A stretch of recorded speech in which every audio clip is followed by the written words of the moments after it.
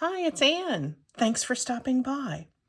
We're going to be putting our labels to good use today. And I was inspired to do this project based on a YouTuber that I just recently discovered. Her name is Charlene, and I will link her below. She is a wonderful, wonderful junk journal artist, and I really love her style. I saw her recently on the Facebook group Junk Journal Ideas and Inspiration. And I saw this project she had done where she had just layered labels, label after label after label, to make tuck spots for a journal, and it just worked. She added some machine stitching, and I asked her if I could give her idea a try, and she said sure. So anyway, thanks, Charlene, and I will very much look forward to continuing to follow your channel. What Charlene did, and what I thought was really inspired, is that she created some tuck spots just with the kinds of labels that we work with all the time in junk journal world. A lot of them are digitals. I have a few digitals here. I also tend to have a lot of labels that I have made myself from book pages, just using, oh, where's one out of the package? Here's one out of the package. Hopefully that's not too much glare. These stamps where you just stamp onto some interesting text and create something that looks like a label. Anyway, we have lots of different sources for our labels, and I love how they can fill up a little space. You can make a little collage with them. They can just just add something interesting. And I thought, let's just do this. So I am going to be following some of Charlene's techniques because one I thought in particular was really interesting, but I thought I'd make two if I had time. Yeah, I'll start with this one. So what I thought I would do is to mount mine on a little bit of this thin painter's masking tape, not masking tape, I always say that, this thin painter's masking paper, and just to have something to kind of be a background, and we'll see how that works. One thing I really liked about what Charlene did is she layered up all of her various labels that she put into this sizable collage, or you could even think of it as a cluster. And then she glued them and pasted them into place little by little. And I thought that was a neat idea because she got everything arranged, and then instead of like taking everything apart and then putting it back in again and trying to remember, she just glued them in place as she had completed them. So I'm not certain exactly how I'm going to be able to do with that, but I'll see. Also not certain exactly how many of these things I'm going to use, but I'm just going to kind of scatter them here.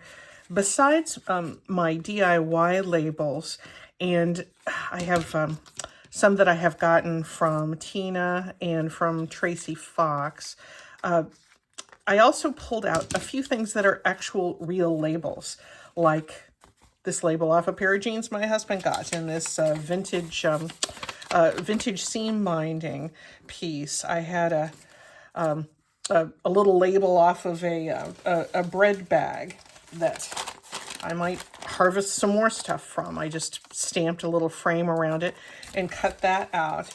And the one I really love, well, I love my husband's jeans because I think that cowboy is super cute, and my husband looks cute in jeans too.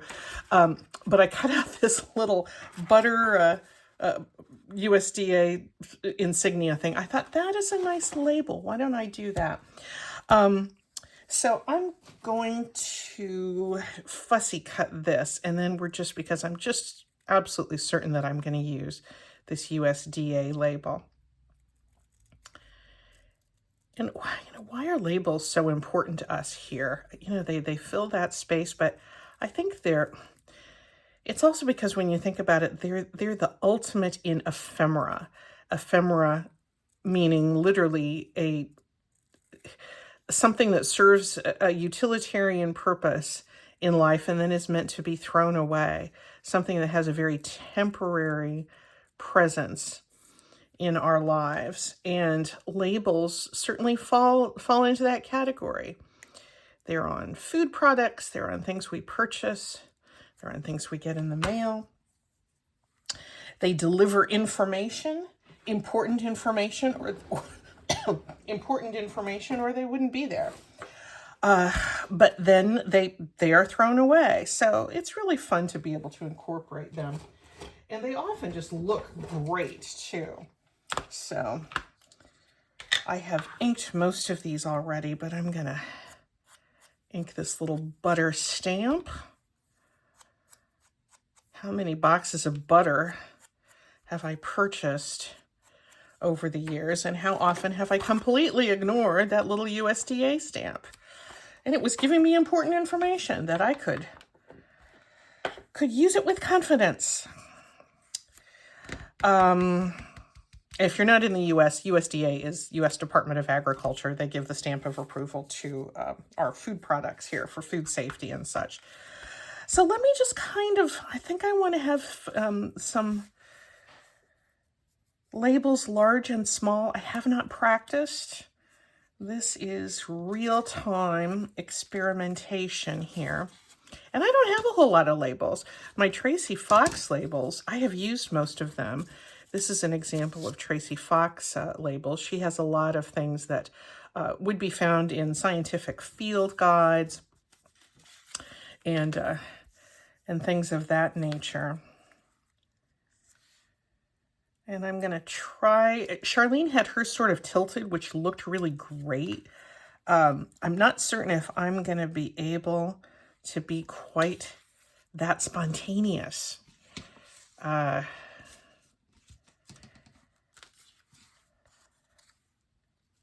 These are some from Tina's. Here's a little pharmacy label. Maybe I'll put that bread. Yeah, this is off of that bread bag. Here's something from an old book, a publication page from an old book that gives us some information about that.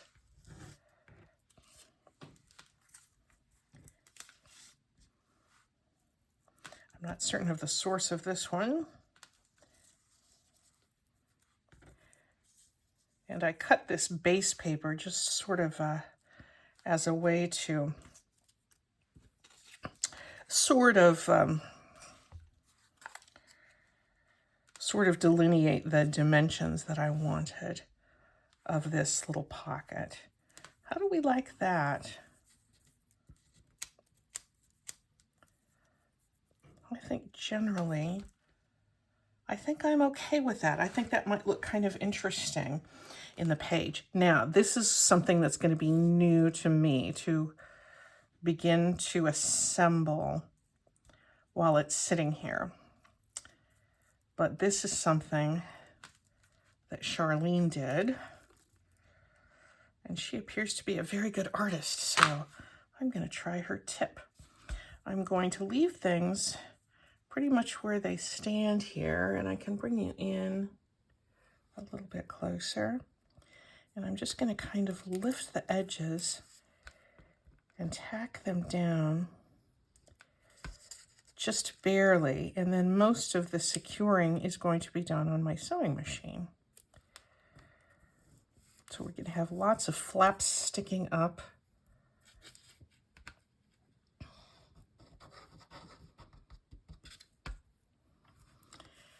This little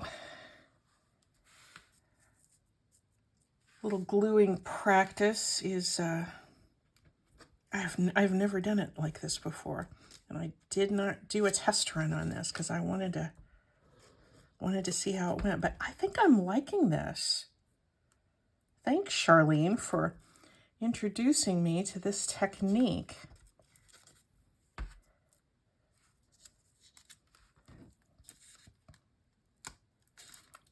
Straighten that a little bit.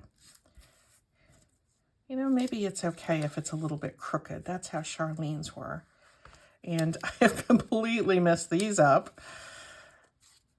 But I think I can kind of remember how I had them.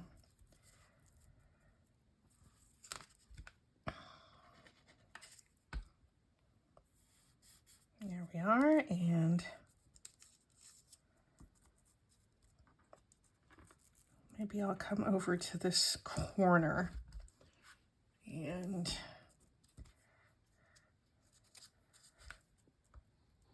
get that sort of tacked down.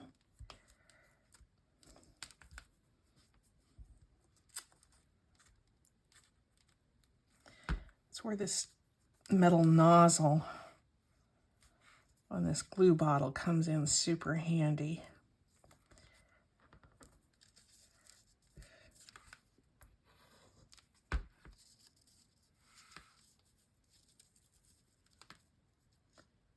There we are. So I hope you're doing well. I'm filming this on the weekend, and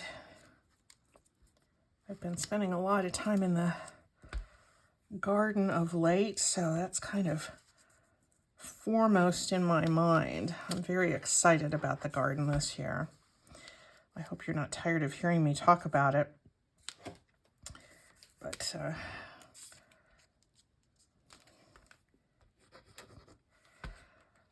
it sure makes it a pleasure to walk by a window on a rainy day and glance outside and see all of these beautiful things growing. There we go. This is a little bit crooked. I'm gonna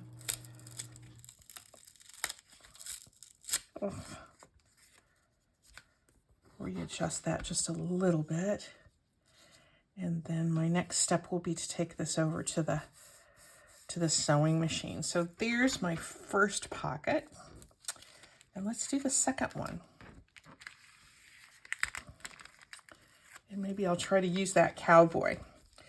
One thing I liked that Charlene did with hers is she did have a focal point, not on all of her journals, but on, or her tuck spots, but on most of them. So I think I'm going to try to do a focal point. Yeah, that's fine. I think I'm going to try to do a focal point here. And I think I'm just going to have, I'm just going to snip off part of this part of the label. And there we go. And I'm going to keep that cowboy there. I'm going to kind of try to keep this whole label in there. Thanks, Wrangler, for providing this craft supply for me. Now, I'm going to put that on top. Oh, I forgot to anchor down my base piece. That was the whole point of me having washi here, because this painter's masking paper is a little bit on the curly side.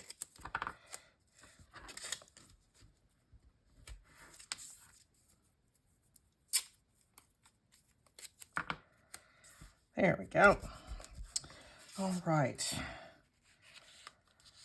What about if we did bigger ones here, had special delivery, and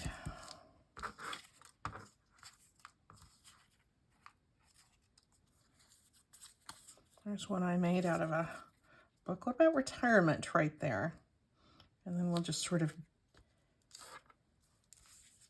add a few more labels on top. Certainly faster.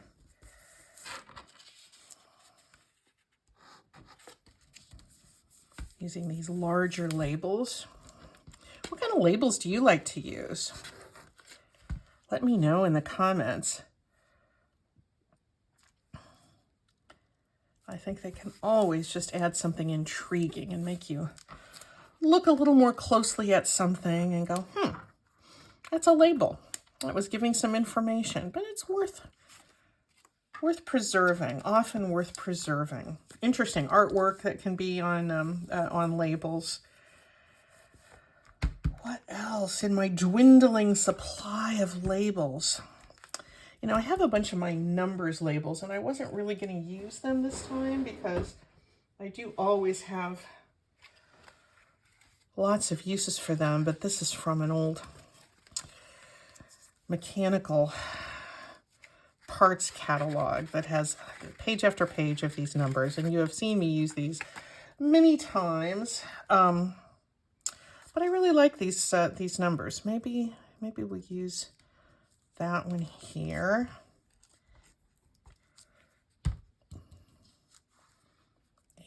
And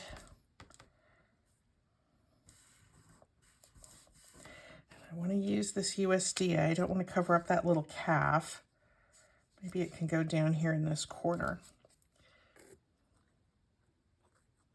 And this is really just sort of a cluster, it's not a well thought out collage or anything of that nature. It's just sort of layered up labels. And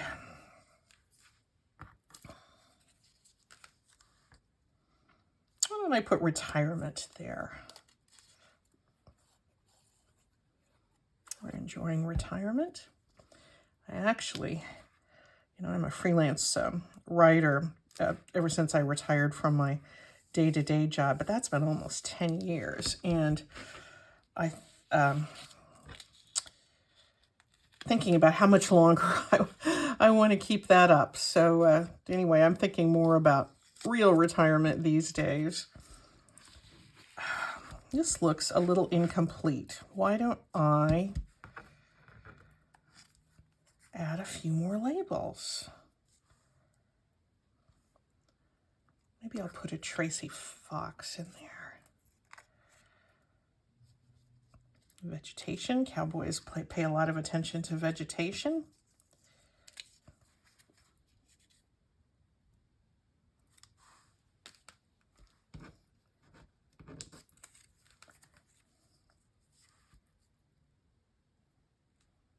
Yeah, I'm feeling okay about that.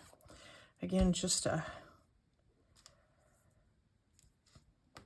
like this coming off the edge here. And I like this just being tacked down here. Great. So there are our two pockets. I'm going to head to the sewing machine and I'll be back. Okay, we're back. And look how these little pockets turned out. I used a neutral ecru thread with the stitching here, and so it's barely visible. But if you're going to be in a journal, turning the pages and seeing this, you will see that little bit of additional texture. So I love how this one turned out. And I really like how this one turned out. I used a kind of an orangey sort of thread here, which sort of went with the color scheme. But let's have a look at how these would look in a journal.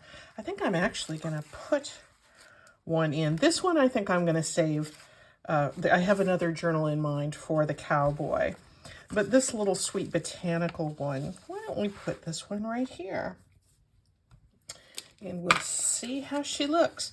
You can also see, I think because I mounted these labels on a backing paper, that painter's masking paper, that helps to avoid some of the little overlaps and places where things could catch in a pocket or a tuck spot when you put things in. So I like the confidence of having a backing on there. What a quick and easy project. Great, unique, really fun little pockets and tuck spots, just made out of labels. Labels that we have from digital kits and labels that we have in real life. So get out your labels, start throwing them together, and have fun. We'll see you soon, guys. Bye.